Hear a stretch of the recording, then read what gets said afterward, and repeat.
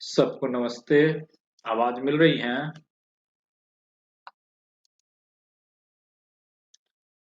Hello. है क्या खेल रही है आवाज। नमस्ते नमस्ते सबको नमस्ते। ओके। तो हम लोग पहला दिन इंट्रोडक्शन की कुछ क्लास किए थे, इसमें थोड़ी बहुत बातचीत किए थे कि क्या पढ़ेंगे, कैसे पढ़ेंगे, या इस कोर्स के पीछे मेरी मंशा क्या है, और इसमें कितना मेहनत हम कर पाएंगे, और कैसे कैसे क्लास हम लोग को अटेंड करना है। और थोड़ी सी एक आध स्लाइड पढ़े भी थे। तो सारी बातें हो चुकी थी। पुराने लोग तो सब चीज़ जानते हैं, जो नए लोग थे उनके साथ में इंटरेक्शन हो गई। तो विशेष और कुछ बातें हैं नहीं। बाकी जो आप लोगों को ज़रूरत पड़ेगी, जैसी महसूस होगी, कुछ परिवर्तन चाहिए, कुछ नया चाहिए, कुछ पुराना चाहिए, या कहीं कुछ भी सलाह सजेशन की ज़रूरत महसूस होगी, तो आप आइदर क्लास के दौरान भी हमें दे सकते हैं, बता सकते हैं, पूछ सकते हैं, और व्हाट्सएप में भी कह सकते हैं, पर्सनली भी व्हाट्सएप मैसेज कर सकते हैं, जैसी आपकी इच्छा है। बट अगर मन में कुछ भी सवाल उत्पन्न हो, कुछ भी जिज्ञासा हो, तो छुपाना नहीं है, बताना है। चाहे वो कोर्स कंटेंट के बारे में हो, क्लासेस के बारे में हो, क्वेश्चंस हो, जो जो भी चीजें हो, या फिर किन्हीं के साथ कुछ मनी मैटर भी हो। बहुत ऐसे लोग जुड़ते हैं मेरे साथ जो पुराने रहते हैं, कॉन्ट्रैक्टर के यहाँ से हैं, कम पेमेंट मिलती है। तो किन्हीं के साथ मनी मैटर, फाइनेंशियल भी स्थिति खराब रहती है। तो उन सब के विषय में भी अगर हमारे साथ जुड़ने के लिए किसी भी प्रकार की कुछ भी बातें हो, तो हमारे साथ करिए, कोई दिक्कत नहीं है। मोटिव यही है कि जरूरतमंद लोगों के साथ अपनी एक ग्रुप को आगे बढ़ाया जाए। तो चलिए, ये सब बातें हो गई। हम लोग पहला दिन इस बेसिक सिग्नलिंग पे थोड़ा सा चर्चा किए थे। बेसिक सिग्नलिंग को जानने का कोशिश किए थे, क्या क्या पढ़ेंगे, सिलेबस पे चर्चा कर लिए थे लगभग। इसी सिलेबस के आधार पे हम आगे बढ़ते जा रहे हैं, जिससे मेरा पहला टॉपिक है basics of signalling. Basics of signalling पे जब हम बात करेंगे, कहने का मतलब कि हम सिग्नल के साथ फेमिलियर हैं कि नहीं है, हम सिग्नल को जानते हैं या नहीं है। तो जो लोग रेल के साथ रेगुलर सर्विस में हैं, जो लोग रेल के साथ काम कर रहे हैं, उनके लिए तो बेसिक्स बहुत टफ नहीं होती हैं, बट फिर भी मैं कहूँगा कि जो एक नॉलेज होती है, बेसिक्स में काम करना, बेसिक्स के बारे में बोलचाल की भाषा में जानना, और by rules, by the parameters, by the definition, सब चीज को जानना, ये अलग चीजें होती हैं। बेसिक्स के बाद ही सिग्नलिंग में हर चीज फिर आगे बढ़ती है। तो बेसिक्स की अगर हम बात करें, तो बेसिक्स में हम लोग उस दिन बात किए थे, शायद यहाँ पहला टॉपिक पढ़ना शुरू भी किए थे, एडेक्वेट डिस्टेंस पे बात भी किए थे हम लोग, जहाँ तक मुझे लगता है। तो यहाँ से हम लोग आज कंटिन्यू करते हैं बेसिक्स ऑफ सिग्नलिंग से, कि बेसिक्स ऑफ सिग्नलिंग में हमें क्या चीज़ें जानना है, क्या नहीं जानना है। और क्योंकि पहले ही बता दिया हूँ कि ये कोर्स हमारा बहुत अधिक डीप में जाने का नहीं है। इसमें हम टॉपिक्स को लेंगे, ओवरव्यू करेंगे, और उससे क्या-क्या एमसीक्यू टाइप का क्वेश्चंस का पॉइंट निकल रहा है, उस पे चर्चा करेंगे। और हो सकता है हर एक टॉपिक के बाद कुछ क्वेश्चंस पे भी चर्चा करेंगे, एमसीक्यू टाइप। हर एक टॉपिक से कुछ क्वेश्चंस जोड़ के। सर एक बार जरा ब्लॉक ओवरलैप थोड़ा क्लियर कर देते हो, ध्यान नहीं दे बिल्कुल, पाया था पिछली बार में। बिल्कुल, मैं यहीं से अभी शुरू शुरू जी करूँगा। थैंक जी, बिल्कुल, मैं अभी यहीं से ठीक फिर है। से शुरू करने जा रहा हूँ। जी ठीक है? इसको ठीक मैं है। थैंक स्किप यू नहीं थैंक कर रहा थैंक हूँ। Thank you okay, okay, thank okay, okay. तो हमारे साथ बेसिक सिग्नलिंग में सबसे पहली बात जो आती है, सबसे पहली बात ये है कि सिग्नलिंग जो है, आपको पता ही है, सिग्नलिंग का मेन पर्पस जो हमारा रेलवे में सिग्नलिंग सिस्टम की जो ज़रूरत है, नीड है, उसके 3 काम के लिए है। सबसे पहला काम, सेफ मूवमेंट ऑफ ट्रेन। कि मशीनरी रूप से, टेक्निकल रूप से, ह्यूमन बीइंग क्या, गाड़ी चलाने के लिए तो ऑपरेटिंग डिपार्टमेंट है, ये मैंने बहुत पहले ही आप लोग को बोला हूँ कि गाड़ी हम नहीं चलाते। गाड़ी चलाने के लिए मेरा कोई रोल नहीं है। गाड़ी चलाने के लिए ऑपरेटिंग डिपार्टमेंट है शुद्ध रूप से। मेरा काम क्या है, जो गाड़ी ऑपरेटिंग डिपार्टमेंट मैनुअल चलाएगा, उसको हम सेफ्टी मूवमेंट दें मशीनरी से, यानी टेक्निकली। उस पूरे के पूरे मूवमेंट को मॉनिटर करने वाला मेरा इक्विपमेंट है, ना कि हम। हम सिर्फ इक्विपमेंट का इंस्टॉलेशन एंड मेंटेनेंस करते हैं। दूसरा, यानी सेफ्टी देते हैं। पहला हमारी काम ट्रेन की मूवमेंट को सेफ्टी देना है। दूसरा, स्पीड बढ़ाना उसका। क्यों? क्योंकि एक स्टेशन से दूसरे स्टेशन के बीच में अगर मैनुअल ट्रेन चलाएंगे, तो स्पीड बहुत कम रहेगी, क्योंकि बहुत सारे चीज, बहुत सारे प्रोसीड्यूर हैं, उतनी चर्चा नहीं कर सकते हम इस जगह पे, बट बहुत सारे प्रोसीड्यूर हैं मैनुअल ट्रेन चलाने के। और वैसे ही जैसे ही हमारी सिग्नलिंग सिस्टम काम करने लगती है, सारे प्रोसीड्यूर खत्म हो जाते हैं, सिर्फ सिग्नल की लाल, हरा और पीला, यानी रेड, येलो, ग्रीन एस्पेक्ट जैसे ही जला, यानी जितने मैनुअल प्रोसीड्यूर अपनाने थे वो सारे टेक्निकली हमने अपना लिया। इसलिए मेरा काम है increase the section capacity, increase the section capacity, और सेफ्टी हमने बढ़ा दिया, इस सेक्शन कैपेसिटी इंक्रीज कर दिया, दैट मीन्स कि आपने ट्रेन की पंक्चुअलिटी बढ़ा दी। तो ये 3 काम ही सिग्नलिंग डिपार्टमेंट का मेन रोल है during operation of the train. तो सबसे पहली बात आती है कि सेफ्टी। तो सेफ्टी के लिए बहुत सारे मेजर्स हैं रेलवे में सिग्नलिंग की तरफ से, जिसमें एक सबसे बड़ा रहता है adequate distance. This is the adequate distance. ये एडेक्वेट डिस्टेंस होता क्या है? सिंपल वे में समझिए, ये आपका होम सिग्नल है। एग्जाम्पल के तौर पे आप यार्ड को रिलेट कर लीजिए, this is the home signal और ये स्टार्टर। आपके पास जो ये एडेक्वेट डिस्टेंस होता है ना, ये एडेक्वेट डिस्टेंस 2 फॉर्म में होता है। कौन कौन फॉर्म में? एक ब्लॉक ओवरलैप कहलाता है और एक सिग्नल ओवरलैप कहलाता है। ब्लॉक ओवरलैप किसको बोलते हैं और सिग्नल ओवरलैप कहते हैं? नाम से ही क्लियर हो रहा है। बहुत ऐसा चीज है ना, जैसे नाम से ही क्लियर होता है। एक को हमने बोला सुरेश और एक को बोला हमने रानी, तो नाम से ही क्लियर है 99.9% की रानी जो है ये फीमेल है और सुरेश जो है ये मेल है। नाम से क्लियर है, क्योंकि हमारी जो पद्धति है, भारतीय संस्कृति की पद्धति है कि हम किसी भी चीज की जो नोमेनक्लेचर बनाते हैं उसके कैरेक्टर के अनुसार बनाते हैं, उसके जो फीचर्स है उसके अनुसार बनाते हैं। ये हमारी पद्धति रही है। तो ये चीज हमारे नॉट सोशल में, पढ़ने में, लर्निंग में सब जगह काम आते हैं। तो यहाँ पर भी सबसे पहला वर्ड है ओवरलैप। ओवरलैप का मतलब क्या हुआ? एक के ऊपर एक आ जाना, एक के ऊपर एक आ जाना, इसको बोलते हैं ओवरलैप, ओवरलैपिंग हो जाना। तो ये जो एडेक्वेट डिस्टेंस है, एडेक्वेट डिस्टेंस किसको है? This is the single word, किसका? Distance sufficient to ensure safety in case, किसी भी सिचुएशन में गाड़ी चलाने वाला जो ड्राइवर है वो किसी कारण से उसकी जो रिएक्शन टाइम है, उसकी जो रिएक्शन डिस्टेंस है, ये रिएक्शन टाइम, रिएक्शन डिस्टेंस क्या होता है इस बारे में भी हम आपको बताएंगे। जैसे कि हमारा परसिस्टेंस ऑफ विजन होता है, परसिस्टेंस ऑफ हियरिंग होती है, परसिस्टेंस ऑफ जो है, उसी तरह से हमारा जो किसी भी इक्विपमेंट का, हमारी बॉडी क्या है? हमारी बॉडी भी जस्ट लाइक ए मशीन है, human beings just like a machine है, बट मैन्युफैक्चरर इसका कोई और है। रिपेयरर जो है, टेक्नीशियंस बहुत हैं दुनिया में डॉक्टर के रूप में, बट मैन्युफैक्चरर कोई और है। तो वो मैन्युफैक्चरर की हम लोग मशीन है। तो सेम हमारी मैन्युफैक्चरिंग की कुछ मशीन है। तो जितने भी मशीन होते हैं उनमें एक रिएक्शन टाइम होता है। आगे हम उस रिएक्शन टाइम के बारे में विशेष तौर पे आपको बताएंगे, जनरली इंजीनियरिंग की चीजें हैं, छोटी सी वर्ड है। तो यहाँ पर भी एडेक्वेट डिस्टेंस में क्या होती है कि जब उस मशीन की जो काम करने का सिस्टम है उसका रिएक्शन टाइम अगर बढ़ गया, आपने मुझे बोला पानी ला, हमने सुना, सुनने के बाद सोचा, फिर पानी लाया, 4 हो सकता है 10 सेकंड 15 सेकंड समय लगा। मेरे साथ वाला आदमी 5 सेकंड में, कोई और 3 सेकंड में, कोई और 2 सेकंड में ही ला देगा। आपकी लैपटॉप बहुत ही क्लीन है, आपने क्लिक किया, आइकन खुल गए, हमारा चक्का घूमना शुरू कर दिया। तो दिस इज द टाइम, यानी रिएक्शन टाइम होता है इनपुट और आउटपुट के बीच में जो टाइमिंग ले रही है। सेम थिंग्स यहाँ पर भी है कि बहुत ऐसे समय आएंगे जिसमें से ड्राइवर पे, लोकोज पे, उसके सिस्टम पे, उसके फीचर्स पे रिएक्शन टाइम का इनपुट आउटपुट के बीच में बहुत सारी लैगिंग होती है। तो उस लैगिंग के कारण या छोटी मोटी ह्यूमन एरर के कारण अगर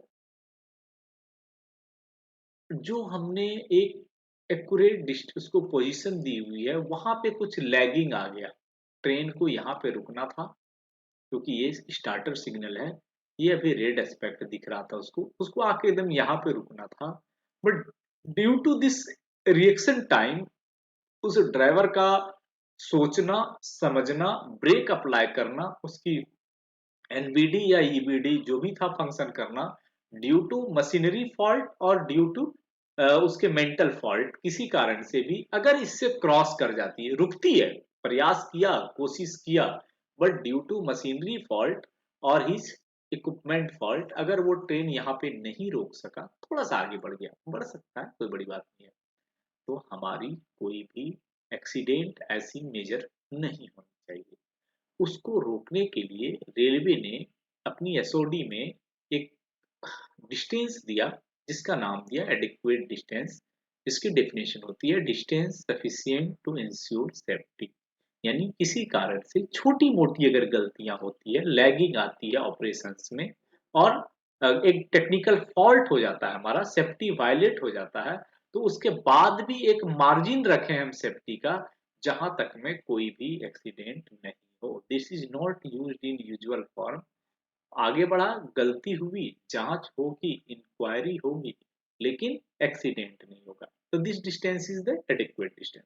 ये दो टाइप की होती है, क्योंकि जहां भी ऐसी डिस्टेंस का परिकल्पना होगा, जहां भी ऐसा डिस्टेंस के बारे में सोचा जाएगा, वो डिस्टेंस कहीं ना कहीं आपका किसी न किसी के ऊपर ओवरलैप करेगा, यानी कि दो के बीच का जंक्शन होगा, दो के बीच का पॉइंट होगा। तो वो दो आपका क्या क्या है, जैसे यहाँ पे ही मान लीजिए ये होम सिग्नल था, तो इधर वाली एरिया क्या कहलाएगी, ब्लॉक सेक्शन। ब्लॉक सेक्शन, ये वाला एरिया क्या कहलाएगा, this is the station section. तो कोई ट्रेन अगर होम सिग्नल के पास खड़ी होनी है, दैट मीन्स ये ब्लॉक सेक्शन से आ रही है, अपनी परमिसिबल स्पीड से, अपनी जो इसकी स्पीड होती है उस स्पीड से ये आ रही है। तो जब ये अपनी परमिसिबल स्पीड से आ रही है, तो जब ये अपनी परमिसिबल स्पीड से आ रही हैं, उस टाइम में ड्राइवर को इसको जो हमने सिग्नल दे के रखा है, जैसे डिस्टेंट सिग्नल दे के रखा है, इनर डिस्टेंट है, जितने परमिसिबल सिग्नल्स है, वहां से इसको ये कंडीशंस मिल रहे हैं कि तुम्हें होम पे जाके रुकना है। बट मान लीजिए due to something gradient, brake power fault या किसी और कारण से लोको फॉल्ट वो यहाँ नहीं रोक पाया, इसका मतलब ये नहीं होना चाहिए कि जैसे ही इसको क्रॉस करके यहाँ आ जाए और एक मेजर एक्सीडेंट में कन्वर्ट हो जाए, वो ऐसा नहीं होना चाहिए। तो ब्लॉक सेक्शन से जब ट्रेन आ रही है, एकदम कंसंट्रेट होना है कि ब्लॉक सेक्शन से जब ट्रेन आ रही है और उसके किसी भी अनयूजुअल के टाइम में हम सेफ्टी वायलेट ना हो, उसके लिए एक डिस्टेंस सेफ रख रहे हैं, रिजर्व रख रहे हैं, this distance is called block overlap. Block overlap, क्योंकि यह ट्रेन ब्लॉक सेक्शन से आ रही थी। अब आप आ गए स्टेशन सेक्शन में। स्टेशन सेक्शन ब्लॉक ओवरलैप के बाद जो 180 मीटर है, यहाँ से लेके अप टू एडवांस स्टार्टर तक ये स्टेशन सेक्शन होता है। तो स्टेशन सेक्शन में जो भी नेक्स्ट सिग्नल मिलेगा, स्टॉप सिग्नल, तो नॉर्मली होम सिग्नल के बाद जो है starter is the stop signal. तो होम सिग्नल की अगर इस सिग्नल को आपने येलो दिया बा ग्रीन दिया, तो जो यहाँ ड्राइवर खड़ा है उसको जो परमिशन है आगे जाने की, वो ओनली उस सिग्नल रूट तक। सिग्नल रूट कहाँ तक होता है कि आपके एक सिग्नल से दूसरे सिग्नल के फुट तक, इसके फुट तक जो ये डिस्टेंस है, this is the signal route. जैसे S1 है तो S1 सिग्नल की रूट, तो यहां तक इसको परमिशन है आने की। बट सेम केस यहाँ भी हो सकता है, तो वो किसी कारण से अपने रूट में डेस्टिनेशन से थोड़ा सा क्रॉस कर गया। फॉल्ट क्या है वो इंक्वायरी का विषय है, बट वो क्रॉस किया, ये उस समय का इंस्टेंटेनियस सब्जेक्ट है। तो दैट टाइम में हम टेक्निकली ये प्रूव करते हैं, हम भी करते हैं, दैट इज जीआर बोला है, आरडीएसओ बोला है, एससीएम बोला है कि भाई अगर वो थोड़ी बहुत गलती करता है, क्रॉस कर गया किसी कारण से, तो कोई मेजर एक्सीडेंट ना हो, इसको आप अवॉइड करिए। तो यहाँ भी हमने एक डिस्टेंस रखा, adequate distance, this is the called signal overlap. Signal overlap SO और ये पी। अब आपके पास ऐसे नॉर्मली आज के टाइम में जो भी सिग्नलिंग है आपके पास सिंगल है, multi aspect colour light signalling, अब टू एस्पेक्ट वगैरह है नहीं। बट जब रेलवे की सिग्नलिंग आपकी सीमाफोर सिग्नल से कन्वर्ट होके इलेक्ट्रिकल सिग्नल में आई थी, यानी आपकी सिग्नल सीमाफोर से कन्वर्ट होके मोटर एलईडी सिग्नल्स में कन्वर्ट हुई थी, उस टाइम में पहले टू एस्पेक्ट सिग्नलिंग आया था। उस समय ट्रेन की स्पीड भी अधिक नहीं थी, टू एस्पेक्ट काफी था। बाद में सेक्शन कैपेसिटी बढ़ा, टू एस्पेक्ट सिग्नलिंग जो है सफिशिएंट नहीं था। अब हमारे पास जो है multi aspect colour light signalling normally सब जगह है।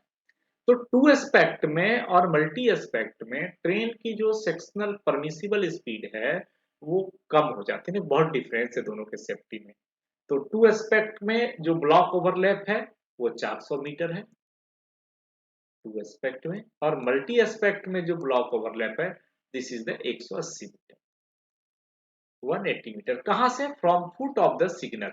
जो S1 सिग्नल है इसके फुट से 180 मीटर तक आपको एक सेफ डिस्टेंस रखना है, सेफ मार्जिन रखना है कि अगर आपका ड्राइवर या लोको वाला ड्राइवर ट्रेन को क्रॉस करके आगे बढ़ गई तो 180 मीटर में कोई प्रॉब्लम नहीं होगी।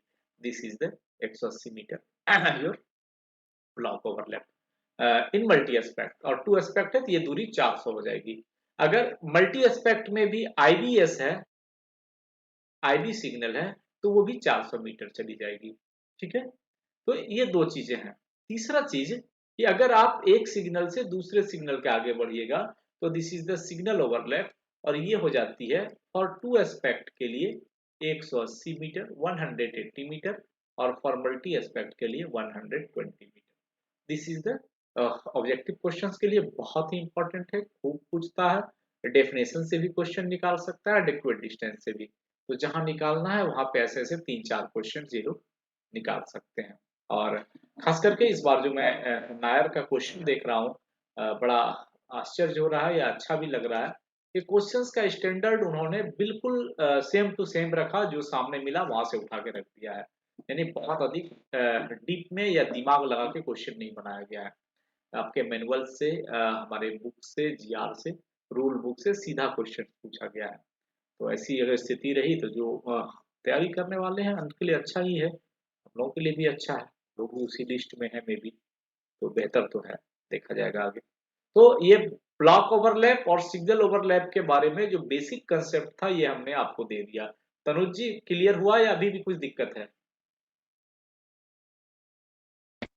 क्लियर क्लियर हो गया सर। Sir okay. ये और जरा बता दें एक बार, जी। क्या अगर ये आपका जैसे ब्लॉक ओवरलैप है ये क्लियर नहीं है हम्म, तो ट्रेन सेक्शन में सर ये कहाँ पे खड़ी हो जाएगी? उससे जस्ट प्रीवियस सिग्नल पे खड़ी हो जाएगी हाँ, अगर ये ब्लॉक ओवरलैप हमारा क्लियर नहीं है।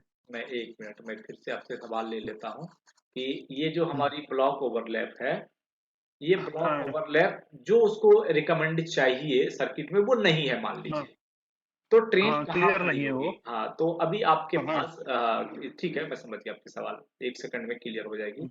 आपको पता है कि ये ब्लॉक ओवरलैप का जो ये सिग्नल है this is the S1 signal यानी FSS, इसको हम लोग बोलते हैं फर्स्ट स्टॉप सिग्नल। किसी स्टेशन में एंट्री करने के लिए पहला सिग्नल, नॉर्मल लैंग्वेज में इसको होम सिग्नल भी हम लोग बोलते हैं। तो होम सिग्नल का जो प्रीवियस सिग्नल होता है इस ब्लॉक सेक्शन के पहले जो दूसरा स्टेशन है उसका लास्ट स्टॉप सिग्नल होता है, जिसको हम लोग बोलते हैं एडवांस स्टार्टर। ये ओके सिस्टम, हाँ ये ओके सिस्टम मैं बता रहा हूँ आपको एब्सोल्यूट ब्लॉक सिस्टम में, जिसमें ब्लॉक ओवरलैप है, ब्लॉक सेक्शन है, सारी चीजें हैं। तो एलएसएस ओके तब क्लियर हो, एलएसएस को क्लियर करने के लिए जो है आपको ओके जरूरत पड़ती है एक ब्लॉक इंस्ट्रूमेंट की, चाहे वो डीएलबीआई, ओके टीएलबीआई, एसएलबीआई जो भी हो।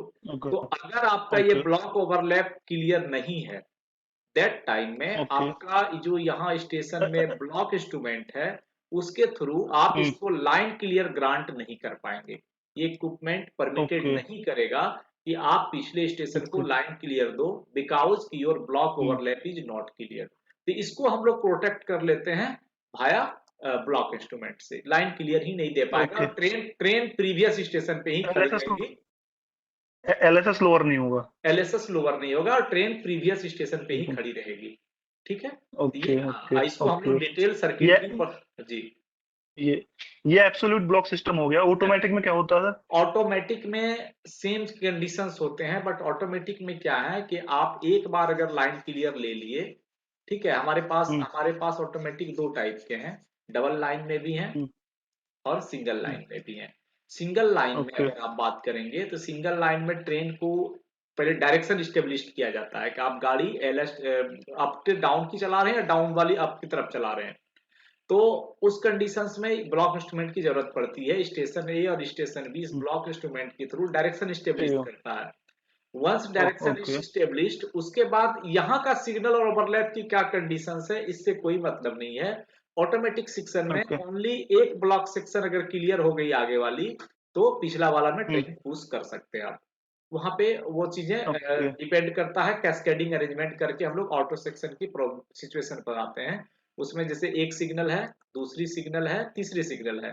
तो यहाँ मान लीजिए ये स्टेशन की एडवांस स्टार्टर था, तो अगर इसके बाद वाली सिग्नल ये और इसके बाद ब्लॉक ओवरलैप तक अगर क्लियर है, तो ये सिग्नल लोअर किया जा ओके। सकता है, गाड़ी आके इसके पीछे खड़ी रहेगी। फिर इसके आगे आगे जैसे ओके। जैसे ओके। सेक्शन, क्योंकि यहाँ पे पूरा एरिया में आइदर ट्रैक सर्किट और एमएस डैक और एसएस डैक के थ्रू हम कंप्लीट मॉनिटरिंग हम्म। सिस्टम बनाते हैं। तो वहां पे ऐसा कोई ओके। प्रोविजन नहीं है, जो भी ये तो सिग्नल। सर सिग्नल ये सर सिग्नल ओवरलैप हो जाएगा ना?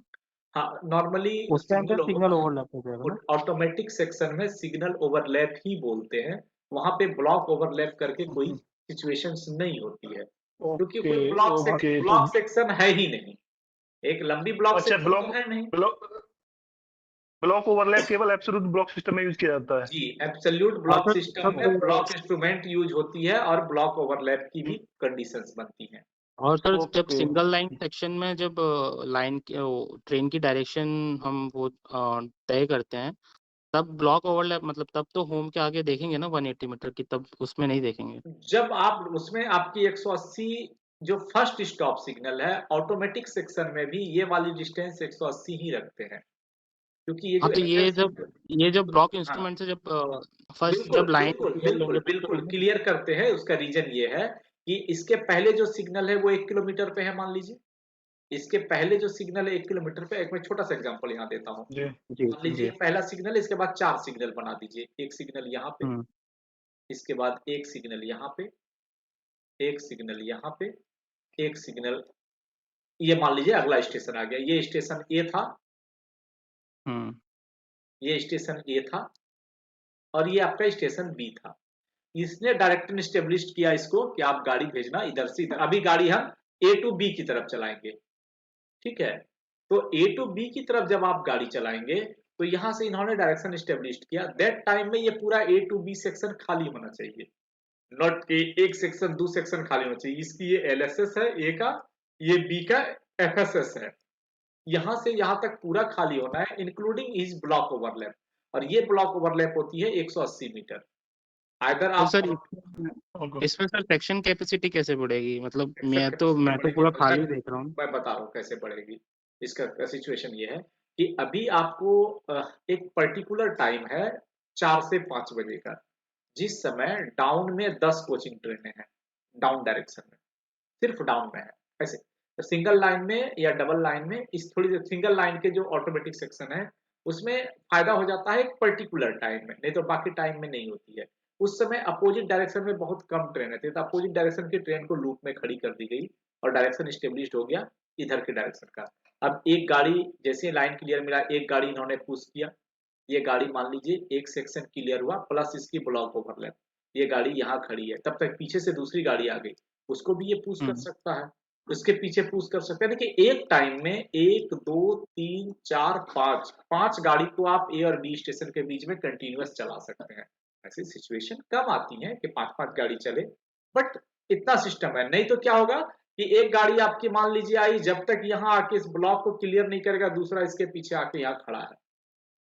तो तो सर एक बार डायरेक्शन एस्टेब्लिश्ड हो गई, उसके बाद मैं जितनी गाड़ी मतलब अगर जितने सिग्नल है उस हिसाब से गाड़ी चला सकता हूँ। चला सकते हैं, और उसके बाद जब ये सेक्शन क्लियर हो गया, फिर आप डायरेक्शन स्टेब्लिश इधर से कर दीजिए, इधर वाली गाड़ी चलेगी, इधर वाला रुकेगा।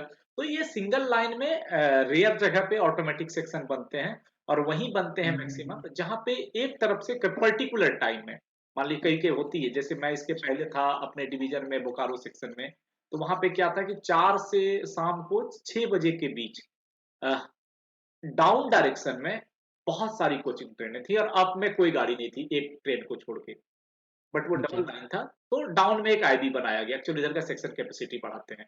तो ये डिपेंड करता है आपकी जगह पे, और जहां इतनी सेक्शन कैपेसिटी है कि अप में भी बहुत है, डाउन में भी है, तो वहां डबल लाइन का प्रोविजन करेगा, वहां सिंगल लाइन से तो जी चल ही नहीं सकती। ठीक है। अच्छा okay sir, thank absolute you. System में तो एट ए टाइम एक ही ट्रेन रहेगी ना? हाँ, एब्सोल्यूट ब्लॉक 12 तो सिस्टम में एक टाइम में ये स्टेशन ए है, ये स्टेशन बी है, हाँ एक टाइम में एक ही एक ट्रेन रहेगी। वन लाइन क्लियर, उसकी जो सिस्टम हम्म। होती है one line clear for one train. एक बार आपने लाइन ओके। क्लियर दे दिया, एक गाड़ी यहाँ से खुल गई तो वो जब तक इस ब्लॉक ओवरलैप को क्लियर करके इसके पीछे यहाँ आके बर्थिंग पे खड़ी नहीं होगी, वो दूसरा क्लियर लाइन कर दे। क्लियर नहीं दे सकता। तो वो 5 से अगर इसके अच्छा पीछे कोई गाड़ी आ गई तो वो 5 मिनट यहाँ खड़ी तो रहेगी, वो आ नहीं सकती है। अच्छा सर, जैसे ये आपने सिग्नल 2 लिखा है, ये आपका होम है अदर स्टेशन का, ठीक है? हाँ, हाँ। तो यहाँ पे जो पॉइंट जोन होगा, तो हाँ, हाँ। 180 मीटर के बाद ही होगा या बिल्कुल, पहले कहीं भी हो बिल्कुल, सकता है नहीं, नहीं, पॉइंट? नहीं, नहीं, नहीं, नहीं, नहीं, वो आप सब थोड़ा-सा आइडिया आपको कम में लगता है। आप जब यार्ड में जाएँगे, एसआईपी देखेंगे या हम्म, ईएसपी डिज़ाइन करेंगे, उसमें ये जो 180 मीटर है ना, यहाँ पे हम्म, आप अपने स्टेशन फंक्शन के लिए कुछ नहीं कर सकते हैं। जस्ट लाइक इसको ट्रीट ओके किया जाता है कि 180 मीटर ये ब्लॉक सेक्शन का ही एरिया है और इसको ब्लॉक सेक्शन ही माना जाता है। ये ब्लॉक सेक्शन है, इसके ओके बाद यहाँ से स्टेशन सेक्शन शुरू होती है। ऐसे इस चीज़ के बारे ओके में ओके पूरी डिटेल हम लोग पढ़ते हैं आरएस 009 में। वहाँ पे हम ईएसपी ओके पढ़ते हैं, वहाँ पे एसआईपी ओके। पढ़ते हैं, वहाँ पे ट्रैक्शन बॉन्डिंग प्लान पढ़ते हैं, वो भी 20-22 घंटे का कोर्स है। जब फिर दोबारा रिपीट एक बार अच्छा, किया हूँ, देख ऑटोमेटिक ऑटोमेटिक सिस्टम में भी ऐसी कंडीशन होती है सर? नहीं, ऑटो ऑटोमेटिक सेक्शन ऑटो में ऐसी कंडीशंस नहीं होती हैं। ऑटोमेटिक जब आपका डबल अच्छा लाइन की है, तो यहाँ से ये आपकी एलएसएस हो गई और ये एफएसएस हो गए, इसके ठीक है। बीच में 5 सिग्नल हैं मान लीजिए। तो ओके स्टेशन ए को बी को ट्रेन पुश करने के लिए पूछने की जरूरत ही नहीं है, यहाँ ब्लॉक इंस्ट्रूमेंट होते ही नहीं है, कोई नीड नहीं है। नहीं नहीं सिर्फ मैं नहीं नहीं मैं ये पूछ रहा था, जैसे होम है आपका, ऑटोमेटिक सेक्शन से ट्रेन आ रही है यार्ड में, हाँ, हाँ। तो होम जो होम है आपका एफएसएस हो गया, तो उसके बाद उसमें भी कुछ डिस्टेंस देनी है पॉइंट हाँ, जोन हाँ, स्टार्ट नहीं, नहीं, करने वो को? तो देना ही है। हाँ, 180 metre is the clear cut. ये फर्स्ट स्टॉप अच्छा सिग्नल अच्छा है, ओके फर्स्ट स्टॉप सिग्नल है। अब अच्छा इसके बाद क्या होता है कि स्टेशन यार्ड मिल जाती है। तो यहाँ पे हो सकती है ओके कोई हाँ ट्रेन खड़ी हो, कोई लाइन पे खड़ी हो, ड्राइवर हाँ ओवरशूट करे, तो हाँ, यहाँ पे आपको हम्म। 180 मीटर मॉनिटर करना है। ओके। और उसके बाद पॉइंट जोन स्टार्ट होगा फिर? पॉइंट जोन स्टार्ट होगा, उसके बाद यार्ड स्टार्ट होगी, बर्थिंग ट्रैक स्टार्ट होगा। ये 180 मीटर ओके यहाँ पे ओके मेंटेन यहाँ भी करना है। बट गाड़ी आके ओके यहाँ खड़ी है तो इसके पीछे का सिग्नल जो है वो ऑटोमेटिक सेक्शन में हम्म, काम करेगा। यानी कि जैसे कि आपके सिग्नल, जैसे S1 सिग्नल है, इसको टेकन ऑफ करने के लिए सिर्फ हम्म, ये वाली सेक्शन प्लस इसके साथ ये हम्म, 120 मीटर ओवरलैप जो एडेक्वेट डिस्टेंस है, ओके इतना क्लियर होगा, ये ओके टेकन ऑफ हो जाएगा। इसके आगे वो एक एक सेक्शन के ओके हिसाब ओके से जैसे जैसे ये सेक्शन हम्म क्लियर होते जाएगी, हाँ वैसे वैसे पीछे का सिग्नल हम्म, का एस्पेक्ट चेंज होता जाएगा ऑटोमेटिक हाँ वो रूप से। ठीक है, हाँ ऑटोमेटिक हो गया, ठीक है, ओके। ऑटोमेटिक वाले में। Thank you sir, okay. Thank you sir. चलिए, इसमें थोड़ी बेसिक है, बहुत ज्यादा चर्चा नहीं करेंगे, ये कोर्स का ही कंटेंट अलग है। बट आप जब भी हमारे बेसिक मतलब स्पेशलाइजेशन वाली सब कोर्सेज से भी हम शुरू करेंगे आईपीएस, तो उसमें आईपीएस पे हम 15-20 घंटे कंटिन्यूअस चर्चा करेंगे। दैट मीन्स कि जितनी उसकी चीजें होती हैं सेम सिग्नलिंग में है, वहां पर जैसे ब्लॉक में के बारे में है, ब्लॉक में हम RS 004 जब करते हैं तो बीपीएससी जो हमारी इक्विपमेंट है और यूएफएसबीआई उस पर कंप्लीट चर्चा करते हैं। वो भी रिपीट करते ही करेंगे, उसके भी 2 बैच कर चुके हैं। तो चलिए प्रयास जारी है। देखिए इक्विपमेंट का ये बेसिक किस है, बाकी जब इक्विपमेंटल चर्चा करेंगे तो बहुत डिटेल्स में हो जाएगी, दिक्कत नहीं है। जी, और कोई कुछ बोलना चाह रहे थे, लगता है किन्हीं का नाम आ रहा था मेरे पास,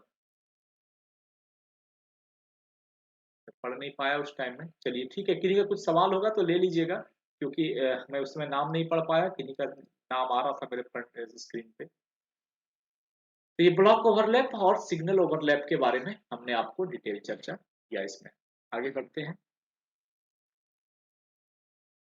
अब कुछ वर्ड का टर्मिनोलॉजी का यूज करेंगे, चर्चा कर देंगे उस पे, क्योंकि जब हम बेसिक्स में आगे बढ़ेंगे, बेसिक्स को आगे पढ़ेंगे तो कुछ कुछ ऐसे वर्ड हैं जिसकी टर्मिनोलॉजी आपको समझ में आनी चाहिए। सिंगल वर्ड है बट उसका एक छोटा सा डेफिनेशन टाइप का है, बहुत बड़ा चीज नहीं है। जितनी बार बेसिक्स पढ़ाते हैं इसको चर्चा करते हैं हम।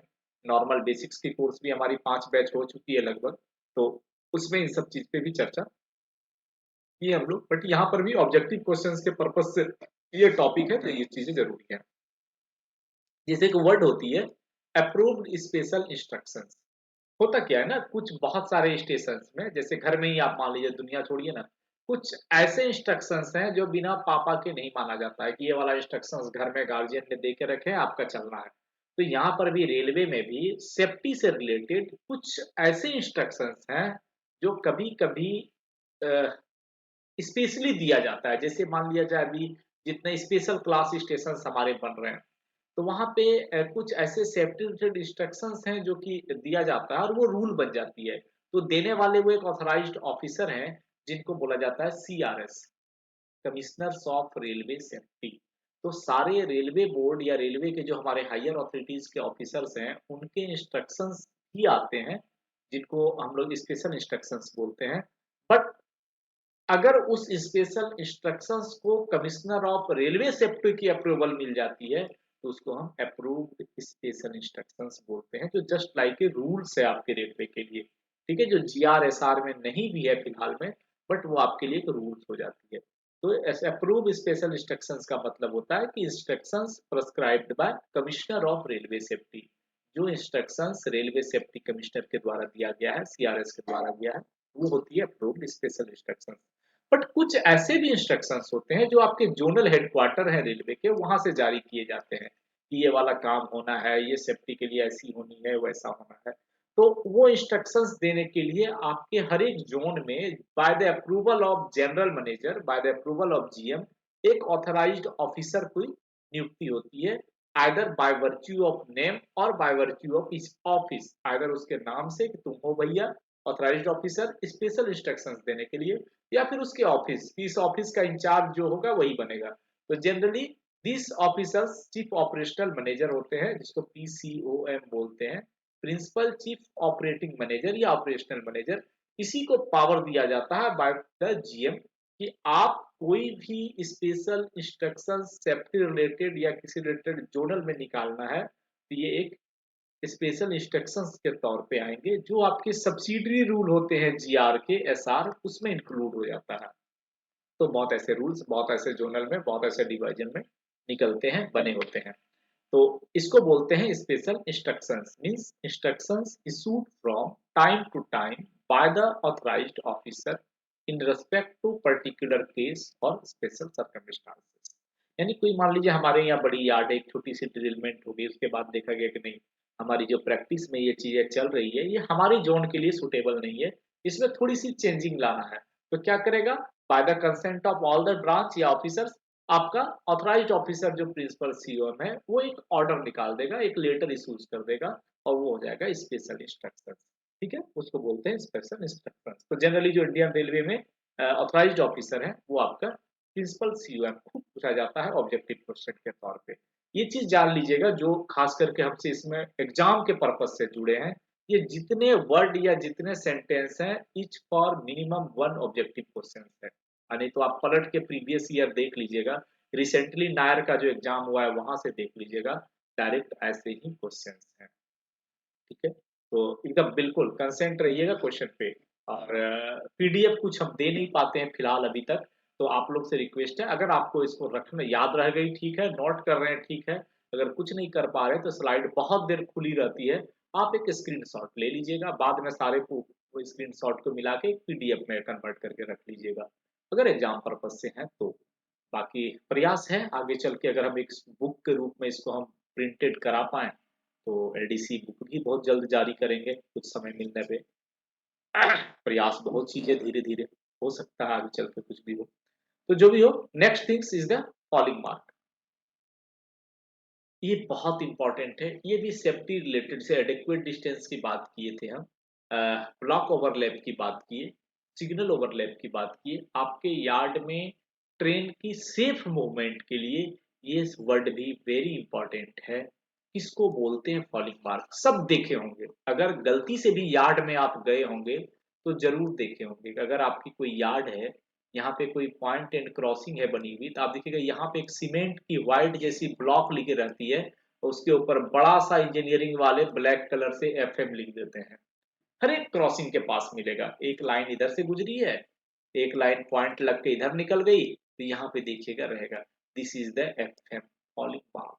क्या है ये प्रोटेक्ट करता है किसके लिए, कि मान लिया जाए कि एक गाड़ी, ये बर्थिंग ट्रैक था लाइन नंबर 1, इधर से आके ये जा रही है लाइन नंबर 2 की तरफ, तो एक गाड़ी जो लाइन नंबर 1 में हमको खड़ा करना है वो कभी भी इस फॉलिंग मार्क के पीछे नहीं होगा, ये जब भी होगा इधर होगा। बिकॉज अगर इसके पीछे रहेगी तो आपको तो पता है कि ये चकपट आपका पटरी है, और इस पटरी की जो 1676 की गेज है, ऐसा नहीं कि बॉगी 1676 की होती है, बॉगी टोटल यहाँ से यहाँ तक आप जोड़ेंगे तो ऑलमोस्ट 3800 mm की होती है। जैसे CNW का हिसाब किताब है, हर एक बॉगी की लंबाई चौड़ाई अपनी अलग अलग होती है, बट ये मैं एक एवरेज आपको बता दिया। तो चक्के तो इस पे रहेंगे, बॉगी दूर तक निकले रहेंगे, यहाँ तक, इधर वाले यहाँ तक। उसी पीरियड में इधर से एक गाड़ी आप लेके जाएंगे तो भी निकला, क्या करेगा, यहाँ पे साइड कोलिजन होगा, दोनों ट्रेनें आपस में ऐसे करके साइड कोलिजन होगी, रगड़ खाते हुए चला जाएगा, क्योंकि पता नहीं है ना, रोड तो है नहीं भाई, मेरी कार तुम्हारे में टकराएगी, थोड़ा साइड कर, यहाँ पे तो ऐसा शब्द है नहीं, तो रगड़ते हुए चली जाएगी। तो या फिर डिरेलमेंट भी हो सकती है, हमारे यहाँ हुई भी एक ऐसा रिकॉर्डेड डिरेलमेंट हुई कि एक इधर से फॉलिंग मार्क में गाड़ी खड़ी हो गई, इधर से एक इंजन आया, रगड़ते हुए चला गया, रगड़ेगा क्या, इसको उतार दिया नीचे, ये वाली डिरेलमेंट हो गई, इंक्वायरी भी बहुत हल्ला हुई, बट वहां पे कुछ और कारण थे, तो ह्यूमन बीइंग दोषी नहीं हुआ, टेक्निकल फॉल्ट था।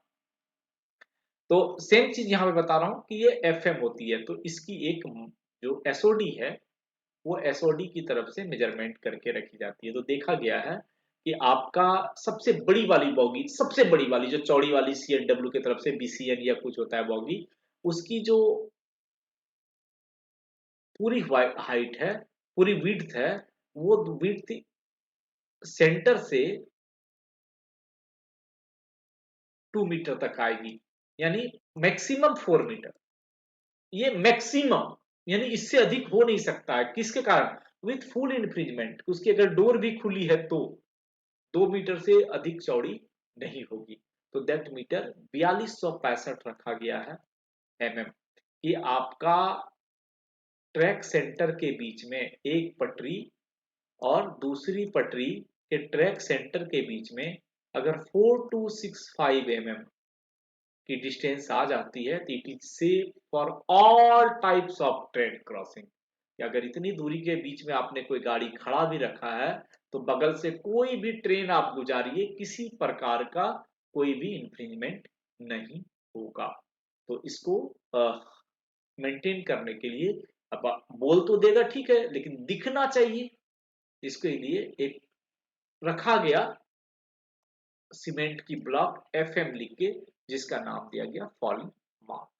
Falling mark means the mark eight which the infringement of fixed standard dimension, normally किसका, कोचिंग एंड गुड्स ट्रेन, जो बॉगीज की मिनिमम उसी का, वेयर टू लाइंस क्रॉस और ज्वाइन टू वन अनदर, जहां पे दो लाइनें एक दूसरे को क्रॉस कर रही है या एक लाइन है दूसरे के पास आके जुड़ रही है, ऐसे सारे जगह पे, ऐसे सारे क्रॉसिंग पे एक FM दिया गया कि आपको कोई भी ट्रेन इस FM के दूर ही खड़ी रखना है, जिससे किसी भी प्रकार का इंफ्रिंजमेंट नहीं होगा, साइड कोलिजन नहीं। ठीक, तो मे बी आप लोग समझ गए होंगे, this is the falling mark, और ये जो दूरी मेंटेन करना है 4265। अब एक चीज और है, this 4265 is for existing line. अगर आपका लाइन एग्जिस्टिंग है, यानी कहने का मतलब कि अभी जो चल रही है, पुराने समय में थी चल रही है, उसके लिए ये दूरी है 4265। बट अगर आपका ये फॉलिंग मार्क लगाना है न्यू कंस्ट्रक्शन में, जहां लाइनें नई नई लाइनें बन रही है, देयरफॉर 5300 mm, और एनी न्यू कंस्ट्रक्शन के लिए बिल्कुल नया बन रहा है तो वहां पे आपको 5300 mm का शेड्यूल्ड ऑफ डायमेंशन है। पुराने वर्क में या पुराने के अल्ट्रेशन वर्क में 4265 का डायमेंशन, मिनिमम क्लियरेंस। तो ये मिनिमम है, 4800 रख दिया बेहतर है, 6000 रख दिया बेहतर है, ये मिनिमम है, ऐसा नहीं कि मैक्सिमम। ओके, नेक्स्ट इज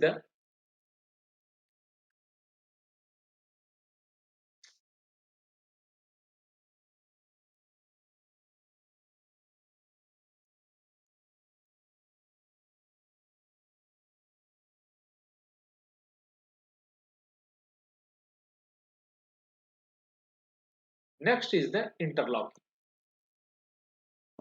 पूरा का पूरा सिग्नलिंग ही इंटरलॉकिंग है, पढ़ते भी हम लोग इंटरलॉकिंग के बारे में, तो ये वर्ड भी हमको जानना चाहिए, सिर्फ नहीं कि पढ़ लिए इंटरलॉकिंग, नॉर्मली है कुछ नहीं।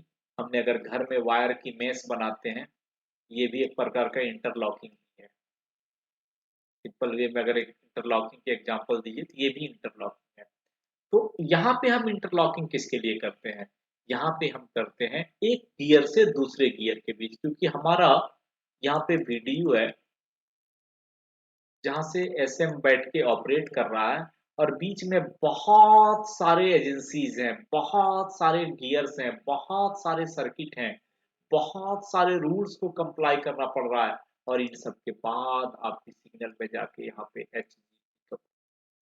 यानी सिग्नल को एलो करने के लिए कंप्लीट बहुत सारे सेफ्टी फीचर्स हैं जो रेलवे ने हम लोग को गाइडलाइन टाइम टू टाइम देके रखा है, उसको कंप्लाई करना है। तो इन सबको कैसे कंप्लाई करेंगे? तो इन सबको कंप्लाई करने के लिए सबके साथ जैसा जरूरत हो वैसा इंटरलॉकिंग कर देते हैं एक दूसरे को। और इस इंटरलॉकिंग को करने वाला जो मेरे पास जुगाड़ है, एक तरह से कहिए, उसको हम लोग बोलते हैं आइदर सर्किट और लॉजिक। ये आइदर हमारी सर्किट जो मेटल टू कार्बन है या मेटल टू मेटल है, जिसको हम लोग इंटरफेस सर्किट बोलते हैं, इसके थ्रू, और कुछ आपके जहां ईआई हो गया वहां पे लॉजिक बुलियन एप्लीकेशंस के थ्रू पूरे के पूरा को इंटरलॉकिंग कर दे रहे हैं। तो उसी अरेंजमेंट को बोलते हैं interlocking. Interlocking means an arrangement of signals, points and other appliances operated from a panel और lever frame to interconnected by mechanical locking. ये कब था? बहुत पुराने समय में, ऐसे हमारे लिए नया ही था। मेरे लिए लास्ट मार्च 2022 में ये मैकेनिकल इंटरलॉकिंग फुल्ली खत्म हुई है। लास्ट मेरे पास अभी मार्च 2022 तक था, मार्च 2022 में खत्म हो गई। अब मेरे पास मैकेनिकल इंटरलॉकिंग नहीं है और इलेक्ट्रिकल इंटरलॉकिंग। ये अभी इसको आप आइदर पैनल बोलिए, आइदर ईआई बोलिए, या फिर आरआरआई बोलिए, सब इलेक्ट्रिकल ही या इलेक्ट्रॉनिक्स है। या फिर जहाँ पे बोथ है उसको इलेक्ट्रोमैकेनिकल बोलते थे। मैकेनिकल फुल्ली बहुत पुराना था, उसमें कुछ इलेक्ट्रिकल पार्ट्स जोड़ दिया तो उसको इलेक्ट्रोमैकेनिकल बोलता था। तो एक प्रॉपर सीक्वेंस में अकॉर्डिंग टू रूल गियर का ऑपरेशन होने के बाद सेफ्टी इंश्योर करके अगर एचजी को पिकअप करा रहा है तो आपका बोलते हैं कि हाँ हमारी इंटरलॉकिंग ओके है। जिसकी फुल टेस्टिंग अगर आप पैनल इंटरलॉकिंग करा, हमारे पास एक होती है आरसीसी, जिसको बोलते हैं रूट कंट्रोल चार्ट, या बहुत जगह इसको सिलेक्शन टेबल भी बोलता है, या बहुत जगह इसको लॉकिंग टेबल भी बोलता है। वो RCC, selection table, locking table में आप पूरी अपने सिस्टम के इंटरलॉकिंग को देख सकते हैं, जान सकते हैं, समझ सकते हैं। इसको भी हम लोग पढ़ते हैं RS009 में। RS009 में SIP, सिलेक्शन टेबल, और जो हमारी ESP है, खास करके ये तीन चीज पे हम फुल्ली चर्चा करते हैं, ESP, SIP और सिलेक्शन टेबल। ठीक है, नेक्स्ट थिंग्स, दो तीन वर्ड और आपके पास आएंगे, जैसे block back. Block back double line में भी होता है और सिंगल लाइन में भी होता है। एक ऑब्जेक्टिव क्वेश्चन अभी मैंने देखा था, कौन सा एग्जाम में था, कि where block back is used in double line, in single line, both, या नन ऑफ द एबव, या फिर ऑल, ऐसे करके कुछ था। तो ये कंफर्म रहिएगा, ब्लॉक बैक का मतलब होता है कि आप गाड़ी भेजे, आइदर इसको स्टेशन ए और स्टेशन बी के बीच में, स्टेशन ए, स्टेशन ए और स्टेशन बी के बीच में आपने गाड़ी भेजा, इसको आगे भेजना है या फिर पीछे ले लेना है। तो जो सिंगल लाइन होती है, सिंगल लाइन में आपने अगर ब्लॉक बैक लेके गाड़ी भेजा है तो इसको यहाँ भेजने के बाद फिर रिटर्न इसी स्टेशन पे आती है। ठीक है, और डबल लाइन में तो होता ही होता है। That means block back means to dispatch a message from a block station intimating to the block stations immediately in rear on a double line और next station of either side in a single line. जैसे अगर double line की section है, double line की section है तो block station immediately in rear पीछे, और सिंगल लाइन है तो इसके दोनों तरफ, कि भाई एक गाड़ी को हम भेज रहे हैं उसको फिर से रिटर्न लाएंगे, ये आपकी इंफॉर्मेशन के लिए है। This is the block back. और block forward only double line में होती है, कि ब्लॉक फॉरवर्ड ले लिए कि ये गाड़ी काम करेगी फिर आपके तरफ जाएगी, यानी तब तक आप वेट करिए। Means the dispatch a message block double line intimating to the block station immediately in advance, मतलब आपको हम गाड़ी फिर से नहीं लेना है, काम करके डीएमटी गाड़ी है, ब्लास्ट अनलोडिंग करेगी फिर आपके तरफ चली जाएगी। This is the block forward. ठीक है, तो इसको बोलते हैं block forward. Isolation, that is also a very important word. कहाँ कहाँ किसको बोलते हैं कि दो लाइन है, बहुत बार आपके स्टेशन में दो लाइनों के बीच में कुछ अरेंजमेंट देना पड़ता है कि इनकेस अगर गाड़ी आ रही हैं, तो जैसे मान लिया जाए एक ट्रेन यहाँ पे खड़ी है और इधर से हमको ट्रेन इधर लेना है, तो अगर ये गाड़ी हवा से डिरेल्ड हो गई, सॉरी डिरेल्ड बोलते हैं, रोल डाउन हो गई, तो इधर ग्रेडियंट है मान लीजिए, तो ये आके तो इसको टक्कर मार देगा। तो वैसे कंडीशंस में, रोल डाउन कंडीशंस में या नॉर्मल कंडीशंस में, इधर से जो हम ट्रेन लेके आ रहे हैं उसको, इससे कोई खतरा ना रहे, उसके लिए यहाँ पे एक डीएस पॉइंट लगा देते हैं।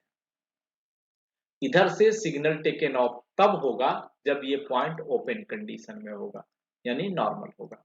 दैट मीन्स कि इस डीएस पॉइंट को हम लोग बोलते हैं आइसोलेशन, इसको लेते हैं आइसोलेशन के तर्ज पे। ठीक है, this is the isolation. Isolation means an arrangement secured by the setting of points or other approved means to protect the line so isolated from the danger of obstruction from other connected line of lines। इसके पीछे कुछ rules होते हैं छोटे छोटे, जब हम अभी टॉपिक में थोड़ा सा बात करेंगे आगे जाके इस सब पे, तो फिर इसको बताएंगे। दो तीन पॉइंट और हैं, 5 मिनट और लेते हैं आप लोग का, पूरा कर देते हैं इसको, फिर अगले दिन अगले ऐसी चीज में आगे बढ़ेंगे। एक और वर्ड होती है संटिंग। संटिंग बोलते हैं, जैसे हमारे पास ट्रेन की दो मूवमेंट होती है, एक मूवमेंट होती है स्टेशन ए से स्टेशन सी डी, कोलकाता से दिल्ली जाना है, चलता जा रहा है। एक मूवमेंट होती है आपकी जो बड़ी बड़ी यार्ड है, खास करके गुड्स यार्ड, कोचिंग यार्ड, वहां पे ट्रेन को या ट्रेन की छोटे पार्ट्स को या इंजन्स को या कोई मशीन्स को एक लाइन से दूसरे लाइन, दूसरे से तीसरे लाइन में कुछ ना कुछ पर्पज से घुमाया जाता, तो इस छोटे छोटे मूवमेंट को बोलते हैं shunting movement. Shunting means the movement of vehicle और व्हीकल्स विथ और without an engine or any engine or any other self-propelled vehicles for the purpose of attaching, detaching or transfer or for any other purpose। तो yard के अंदर ही, मतलब station section के अंदर ही, by the permissions of station master, station manager, कुछ भी अगर छोटी मोटी मूवमेंट आप करा रहे हैं तो उसको बोलते हैं स्टंटिंग मूवमेंट।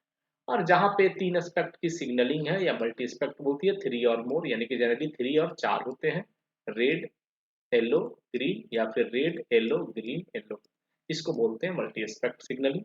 और ऑथोरिटी टू प्रोसीड होता है जब किसी स्टेज ड्राइवर को आप आइदर पेपर और सिग्नल से एक ऑथोरिटी देते हैं कि तुम स्टेशन ए से आउट हो और ब्लॉक सेक्शन में इंटर करो, दैट मीन्स योर एलएसएस।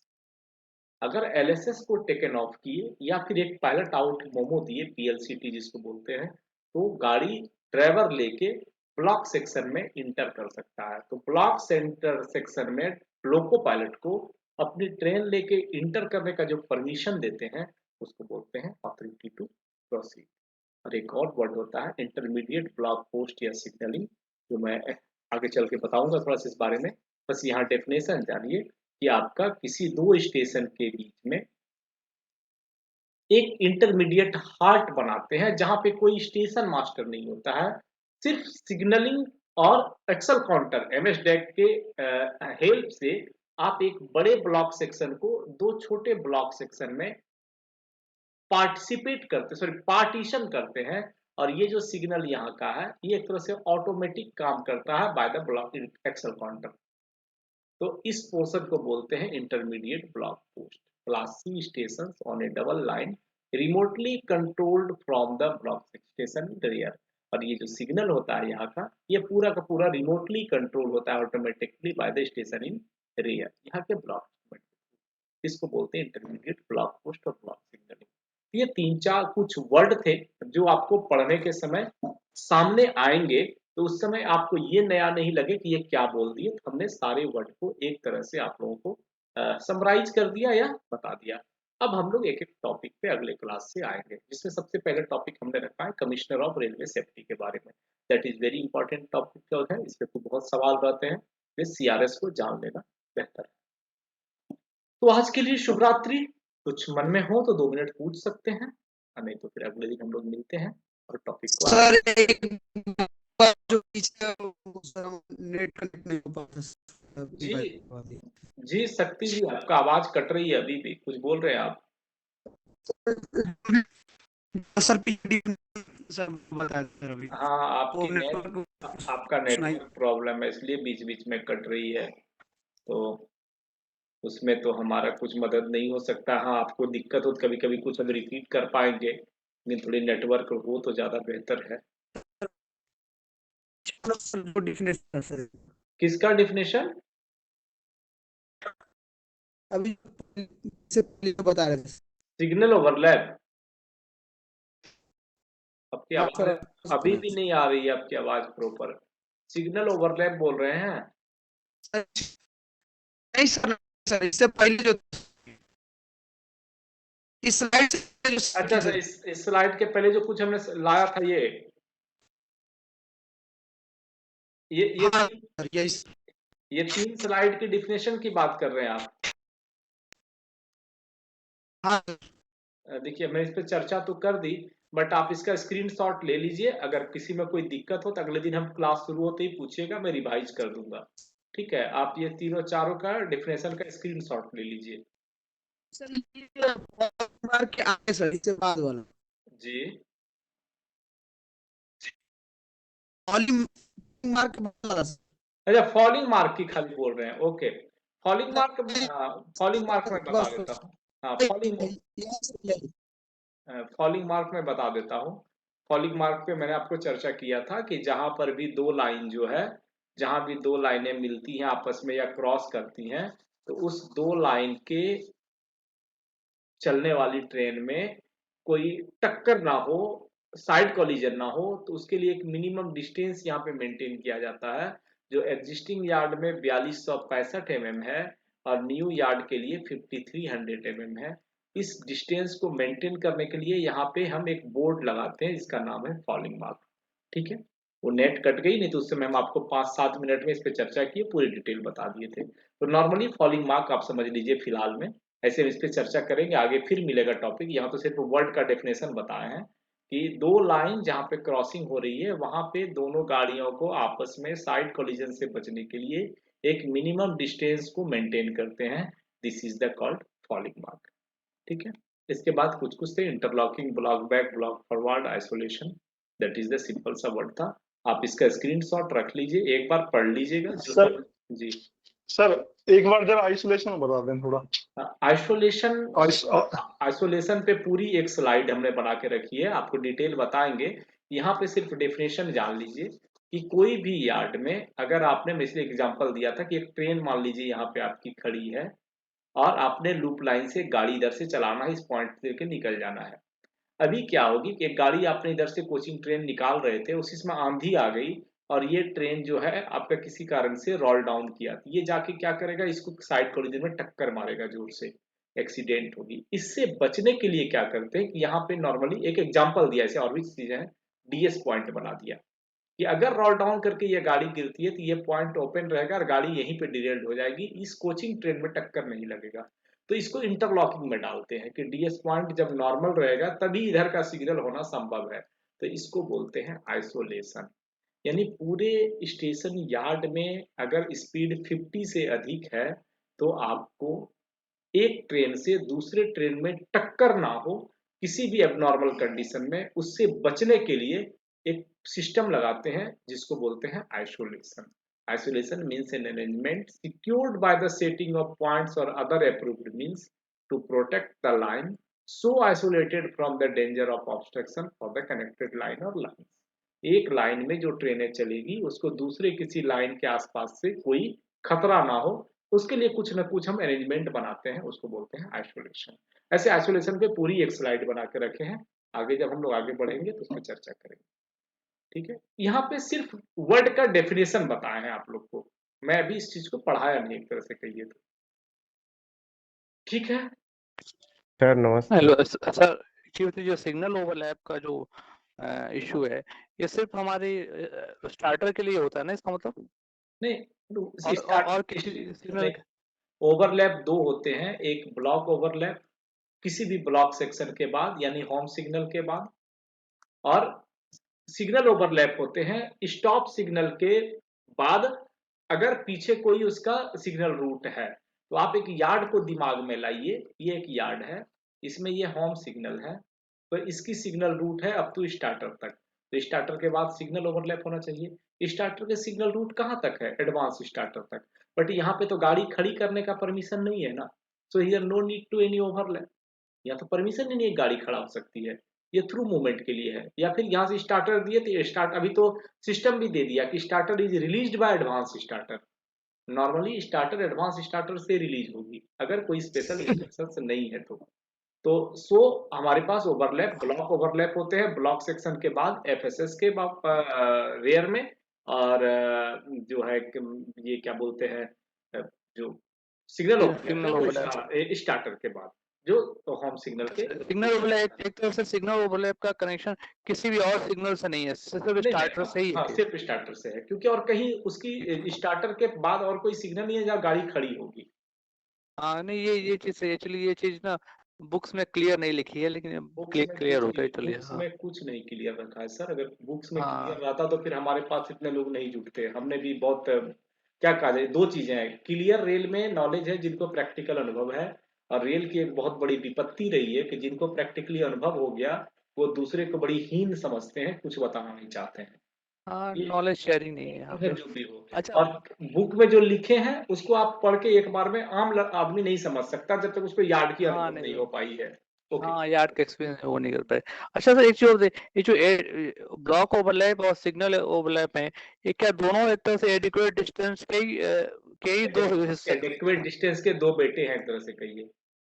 हाँ, दो बेटे कह सकते हैं। एडिक्वेट डिस्टेंस सिंपल वे उस डिस्टेंस को बोले जहां पे सेफ्टी इंश्योर करते हैं, और सेफ्टी इंश्योर करने के लिए दो अलग अलग, एक ब्लॉक बोलते हैं एक सिग्नल बोलते हैं, दो अलग अलग जगह पे, दोनों जगह सेफ्टी इंश्योर कर रहे हैं बट दो जगह में अलग अलग नाम से कर रहे हैं। हाँ, अलग अलग नाम से, और कुछ नहीं। Okay sir, thank you. और कोई कुछ बोल रहे थे लगता है। सर जी, इसमें वर्ड सब कुछ बड़ा हो सकता है सर? नहीं समझा मैंने। वर्ड? हाँ, वर्ड बहुत छोटे। पढ़ने में नहीं आ रहा है क्या? चश्मा लगाया फिर भी पता नहीं चल रहा। ओके, 14 पीपीटी पे बनाते हैं, मतलब 14 है साइज वर्ड का, और बड़ा करेंगे अच्छा। देखेंगे, लेकिन हमें लगता है लैपटॉप मोबाइल में लगता है पढ़ रहे हैं। हाँ, मोबाइल में सर। हाँ, मोबाइल पे थोड़ा बड़ा कर दी, में भी थोड़ा सा तब लगती है आई साइट कमजोर होगी आपकी, नहीं तो बाकी पढ़ लेते हैं, नहीं तो अगर सुविधा हो लैपटॉप में तो और ज्यादा बेहतर है, बड़ी आसानी से पढ़ लेंगे। ओके, 14 वर्ड का साइज का बनाते हैं, कोशिश तो वही रहती है। ओके, नमस्ते, गुड नाइट। ओके, नमस्ते। ओके, तो किसी और को अगर कुछ समस्या नहीं हो तो आज की समाप्त करते हैं, अगले दिन मिलेंगे फिर। शुभ रात्रि सबको।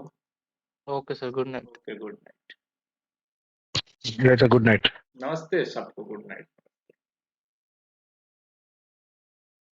Sir, good night sir. Good night, good night, नमस्ते।